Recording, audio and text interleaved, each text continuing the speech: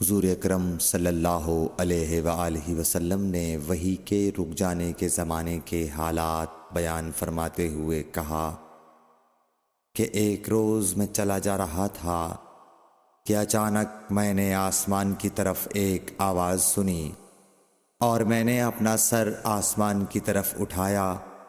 کیا دیکھتا ہوں کہ وہی فرشتہ جو میرے پاس غار حرا میں آیا تھا وہ آسمان و زمین کے بیچ میں ایک کرسی پر بیٹھا ہوا ہے۔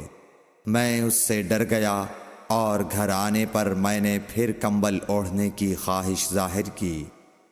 اس وقت اللہ پاک کی طرف سے یہ آیات نازل ہوئیں، اے لحاف اوڑھ کر لیٹنے والے، اٹھ کھڑا ہو اور لوگوں کو عذاب الہی سے ڈرا، اور اپنے رب کی بڑائی بیان کر، اور اپنے کپڑوں کو پاک صاف رکھ اور گندگی سے دور رہ۔